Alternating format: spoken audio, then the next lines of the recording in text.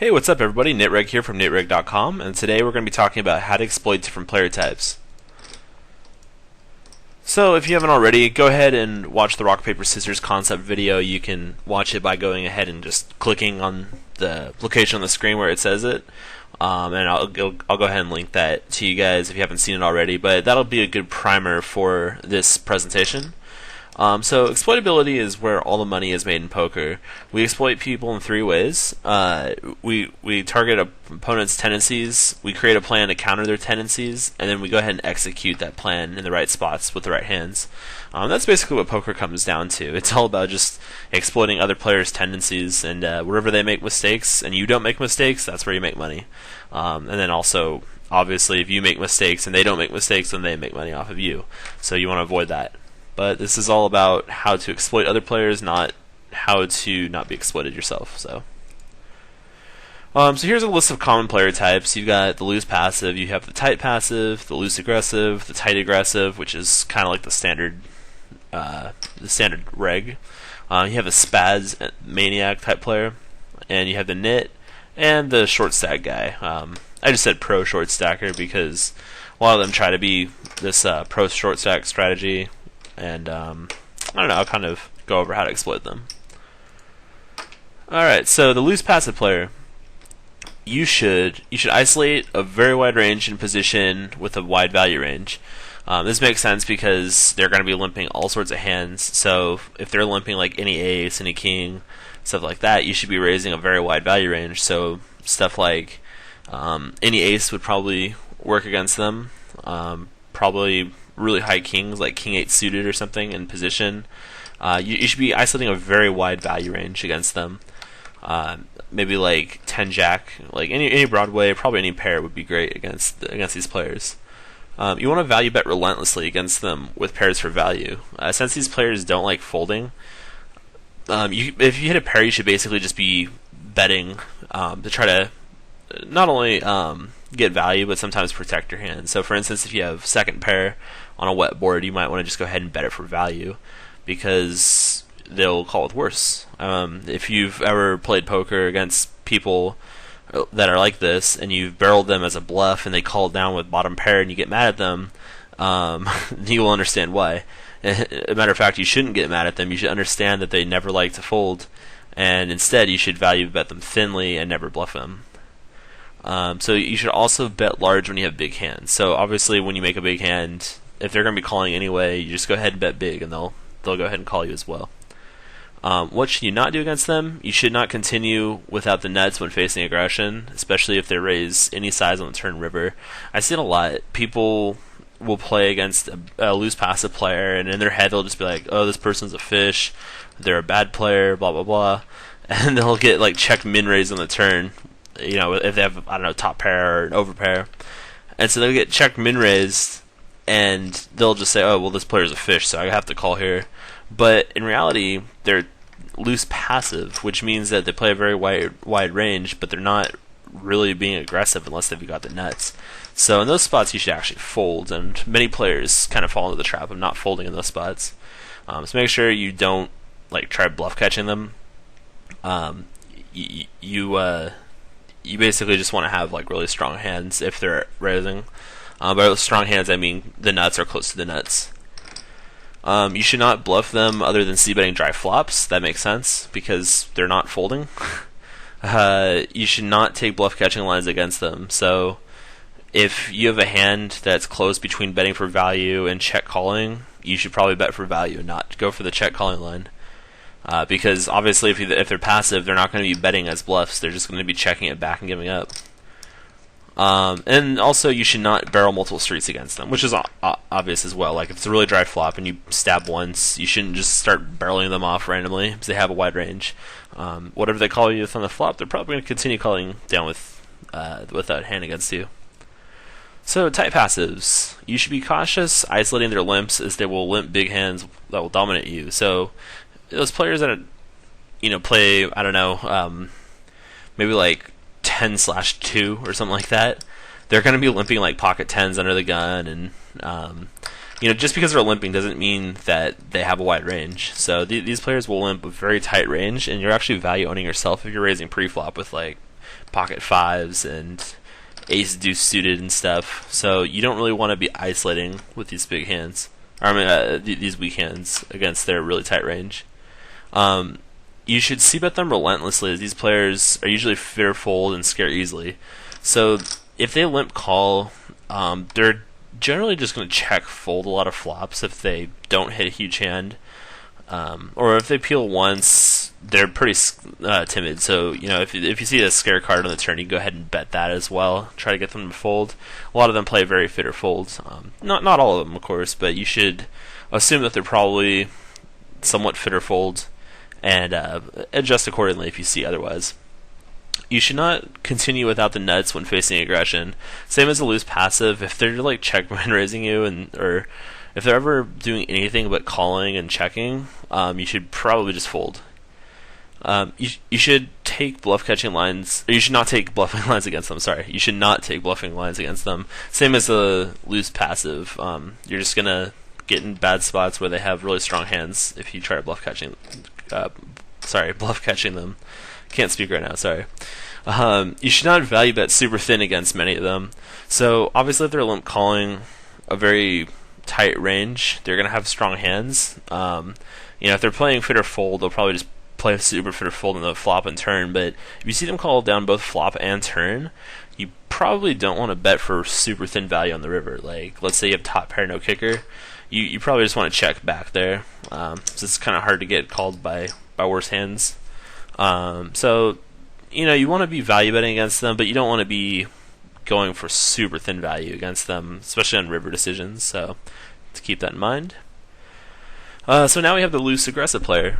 Against these players, you should flat dominating hands in position against their pre-flop raises. So if these players are playing a super wide range and they're raising a super wide range, you could actually flat a bunch of big hands that are profitable. And when I say big, I don't mean like trapping with queens or something. I mean flatting a position with like king jack suited or king queen or ace jack suited or something like that. Just because when you hit top pair, you're probably going to have their range dominated, and so hopefully they have a worse top pair in their range, or middle pair or something like that, and you can get quite a bit of money that way. If their range is super wide, you should try to 3-bet bluffing them a lot, because they'll have a wide range, and in theory they'll fold that wide range. Now, not everyone does that, but I think if you're noticing that they're raising a wide range, you should continue, or try to 3-bet bluff them and see kind of what happens. You should also try to 4-bet bluff their 3-bet re-steals or flatting big hands to let them own themselves post-flop. So if they're 3-betting you a lot, you know that their range is pretty wide, and you could try 4-betting them, since you know a lot of their range is probably bluffs. Or if you know that their range is a lot of bluffs and you have a huge hand, but it's not a hand that's big enough for them to like get it in with worse. So let's say you have pocket jacks and they 3-bet you. You can actually flat in position, and then they'll just own themselves post-flop, because they're going to try to rely on bluffing you a lot, when in reality you just have a big hand and they have air a lot of the times. They literally just can't do anything in those spots except for just check give up a lot of the times. And that just makes a negative EV for them. And also you should consider playing back at their c-bets post-flop. So obviously if they have a wide range, they're never going to really hit big hands that often. So if they're c-betting quite frequently, you could actually play back at them by raising them or floating them or all sorts of different things. Now make sure that when you play back at them, your line makes sense and you're actually telling a story about a type of hand that you can have. Don't just do like random raises here and there. But yeah, I mean, if you know your opponent's weak all the time, you don't have to play fit or fold. You could actually play some poker back at them. Against a loose aggressive player, you should not play against them out of position. It really sucks, because loose aggressives will take any opportunity they can to just barrel you multiple times in position. So when you're out of position, it's really going to suck. You're just going to have to play bluff catching all the time. You're not going to really have the opportunity to like float too often. So you just generally want to be in position. You also want to be in position with good hands. You don't want to play out of position with weak hands. That's just the worst combination ever against loose passives, because you're going to get in really gross spots where they're just barreling you constantly, and you're going to have to be bluff catching with terrible hands. You should also not assume that they're aggressive post-flop just because they're aggressive pre-flop. That's a kind of a big misconception. Someone will say that, oh, this guy's really loose aggressive. He has a really wide range pre-flop, and he just is super aggressive with it. And he's constantly three betting. Well, just because he's doing that pre-flop doesn't mean that he's super aggressive post-flop. There are quite a bit of players that will be super aggressive pre-flop, but then they're kind of passive post-flop just because they have weak hands and they don't know how to be super aggressive with those hands. So don't just assume that immediately. You should try to separate pre-flop and post-flop play and kind of label your opponents differently based on how they're playing different positions. You should also not assume that they get it in light pre-flop because they 3-bet a lot. That's another misconception. Just because someone 3-bets you 12% doesn't mean that they're going to get in 12% of the range. The exact opposite is usually true. Actually, it's if they 3-bet like 12%, a lot of times people will just get in like the top 3% of the range. So that literally means that 3/4 of their range is just bluffs, and you could actually bluff them a ton. So in general, against these types of players, you don't really want to just assume that they're just spazzy and will get in any two cards just because they 3-bet really wide. I think that's another big misconception that a lot of players have. Alright, so kind of like the standard reg, tag type player, how should you play against these guys? How should you exploit them? Well, you should understand that you aren't going to make that much money against them, so your aim is to at least break even against them. You should generally stay out of their way, and they usually stay out of your way. And in general, you should try to find little small spots to exploit in their games. So these players are generally pretty good. They don't really have that many leaks.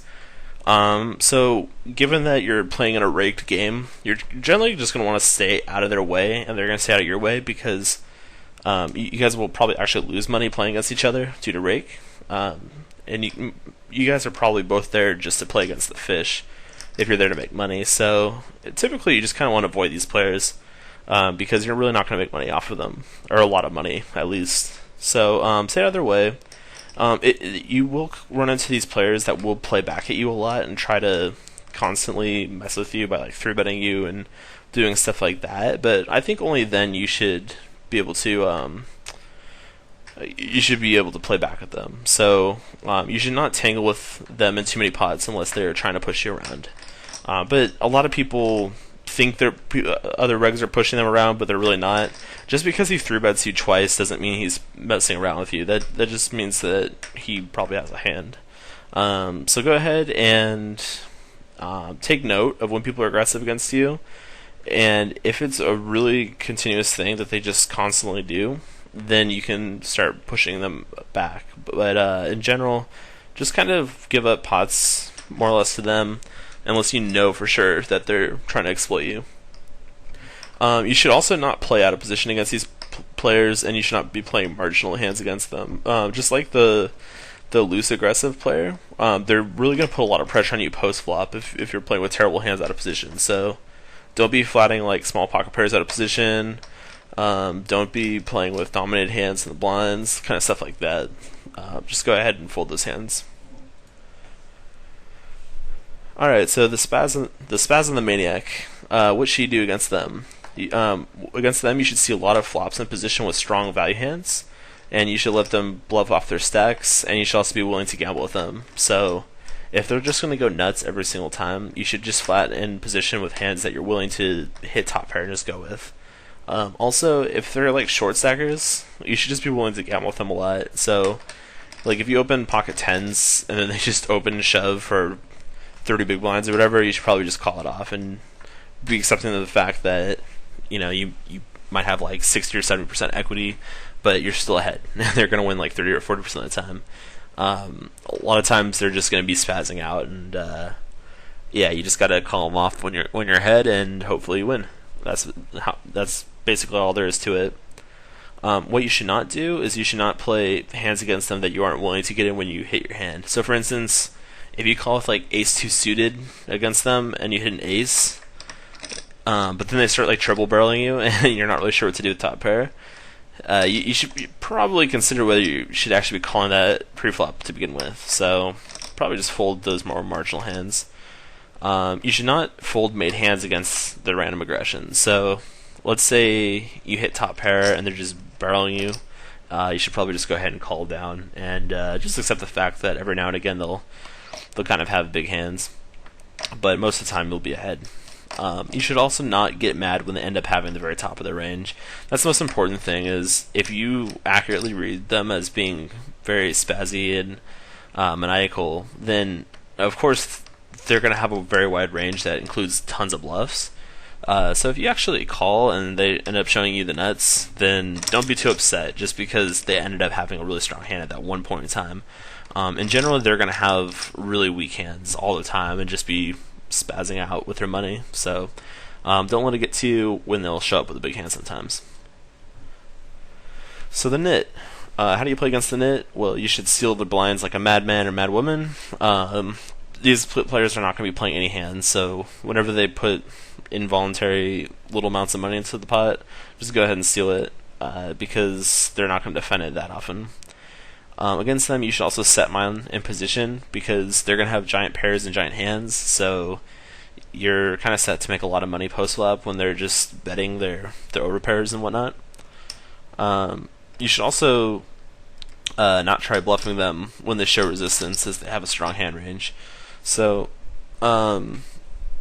if don't try to like get them to fold that often, because a lot of the times they're just going to have like top pair, top kicker, or over pairs or something like that, and you're probably not going to get them to fold those big hands, because they've been waiting hundreds of hands and they finally got one hand that they feel like they can play, and once they finally play it, they're not going to fold. They've been waiting forever to play that one hand, and you can use it against them by set mining them, but don't try to bluff them off their one hand that they play per every 100 hands.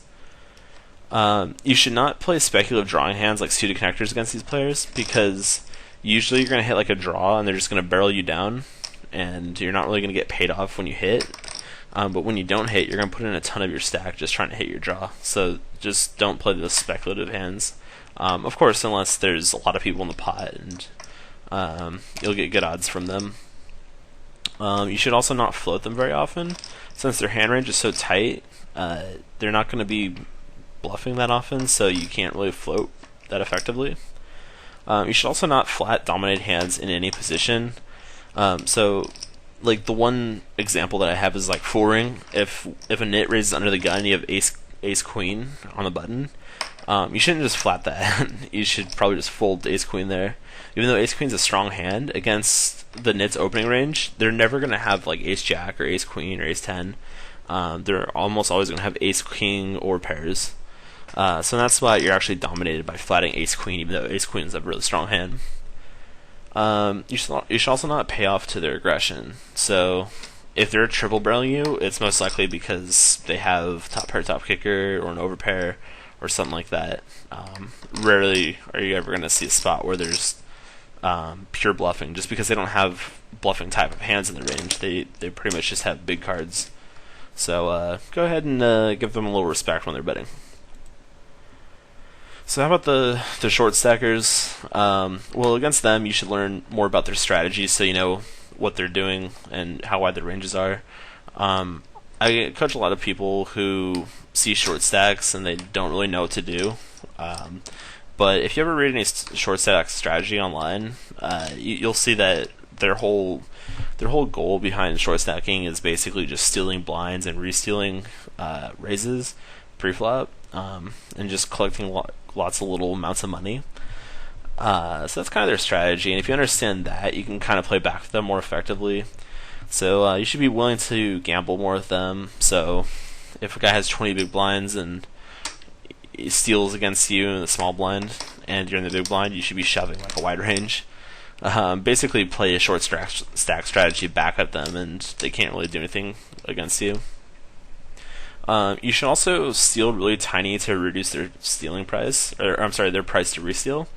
So for instance, if you're on the button with ace-7 suited and there's a nit in the blinds on a short stack, you could like min-raise it just to get the nit to fold, and then the short stack has a really terrible price to try to bluff you. So he'll either fold or call, but usually it's just fold, because their game plan is usually just to 3-bet or fold. So against the short stacks, you should not fold big hands to their all-ins. So if you raise, like, let's say you isolate pocket nines or pocket tens and then they shove on you, you should probably just call it off because they're going to have a really wide 3-bet shoving range as semi-bluffs. You should also not put in a lot of money without willing to get your hand in. So you shouldn't really be bluffing these guys or floating them. A lot of the times if you're putting in money, it should be because you have a strong hand. You should also not isolate relentlessly when you're going to get 3-bet often. So let's say that there's a short stack directly to your left and he's super aggressive. You don't want to be isolating limpers because, I mean, you want to still be isolating limpers, but you don't want to do it with a super wide range just because the guy to your left is just going to shove on you all day. You should also not assume that every short stacker is a good short stacker. Just because there's good, not good short stackers, but short stackers that are profitable, they have a very good system that they follow and they make money with. Just because other people emulate that and play a short stack doesn't mean that they're winning players. I would actually assume that most of them aren't winning players. A lot of them rely on rake back to make any money or break even. So I'd actually assume that most people, especially at the micro stakes and small stakes, are probably not pro short stackers. They're just bad short stackers. And if anyone's a pro short stacker, they're probably playing at higher limits, just because the rake is a lot smaller percentage of the pot size. Alright, so right now we're at a surprise quiz. During this quiz, I want you guys to go ahead and pause the slides as you get there and think about how to exploit these different player types after you see them take the following lines. So get ready.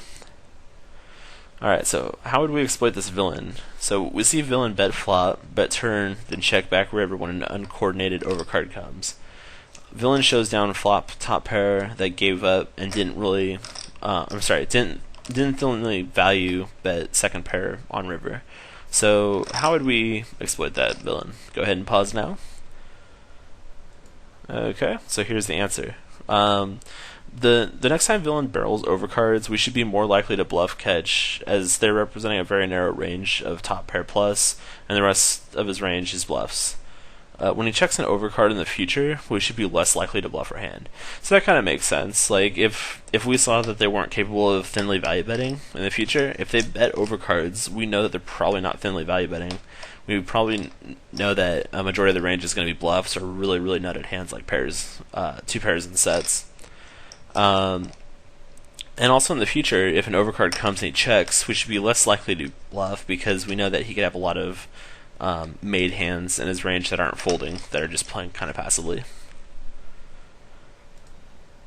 So how would we exploit this villain? Villain 3-bets or steals often, but we've only seen him get in queens plus and ace king pre-flop. So go ahead and pause now and think about that. Alright, so the answer is that we should try to 4-bet bluff more, preferably with blockers such as king jack. We can also consider flatting with some of our strong hands like ace jack suited, pocket tens, and ace queen because most of villain's range will be bluffs. So yeah, most of villain's range is bluffs, so if he's bluffing a lot and we don't have a strong hand, we could actually just try to rebluff him a lot and kind of see how he starts reacting to that. But if we do have a strong hand, but it's not really strong enough to like 4-bet and get in, we should actually just go ahead and flat, just because he's going to have such a terrible hand range, and he'll probably feel compelled to c-bet a lot of the times, and you can just go ahead and take more money from him by letting him c-bet you and barrel you. Okay, so how would we exploit this villain? This villain is a reg directly to our right, keeps isolating a fish who keeps limping. Alright, so fish limps and reg keeps isolating him, and you're directly to the left of this player. How do you exploit him? Go ahead and pause now. So here's the answer. His range will typically be wider in this spot. We should try 3-bet bluffing more in position to get both opponents to fold. We should also flat big hands that dominate a wide value range, such as king, queen suited, and ace jack. So obviously if a guy is isolating very wide, which is typically what regs will do, that's what I would do if there was a fish directly to my right. So in this case, you know that his range for isolating is going to be very wide, so therefore you should be flatting a wider value range of just flatting hands that will dominate his range. And you should also try 3-bet bluffing a lot more, since your opponent's going to have a lot of hands in his range that are not good enough to go ahead and flat a 3-bet out of position with. So I think that's a great way to exploit that player. So how would you exploit this opponent? This guy is some random is on massive tilt and open shoving every other hand. How do you exploit him? So I'm going to go ahead and pause it now. So to exploit him, this is the answer. When there aren't people left to act behind you, you should be calling off a very wide range, which includes most pairs and many big ace-x and king-x hands. So when he goes all in, don't just be sitting there waiting for queens plus and ace-king. You should be calling off super wide. So typically against players like this, I'll just be calling off a lot of pairs and a lot of ace-x and king-x type hands. Alright, so how do we exploit this opponent? This opponent never folds to c-bets. This is a very common type in the microstakes. How do we exploit this opponent type? Go ahead and pause it now. Okay, so here's the answer. We should tighten up our range. We should never bluff. We should value bet super thin with any piece of the board, and we should try playing in position more. This is pretty self-explanatory. That's kind of what I was explaining earlier against loose passive fish, but you'd find that post-flop, a lot of people, including regs, play this way. So against these players, you just basically have to wait for hands and then value bet them relentlessly. You can't really bluff and try playing crazy, and you can't like emulate Tom Juan as you see him on TV and just be barreling and doing all sorts of crazy stuff. You basically just have to sit there and wait for made hands and then just go for value. I think you can probably c-bet bluff dry boards, but in general you should just give up if you don't hit, or try to take free cards, or get to showdown with ace high or something like that. But you should rarely ever be just triple barrel bluffing and bluffing in general. Alright guys, so thanks for watching, and be sure to subscribe and like the video. That really helps me out a lot. Of course, only if you like this video. I assume if you're 25 minutes into it, you probably enjoy it. So thanks again guys for watching. This is NateRug from NateRug.com, and I'll see you guys next time. Peace.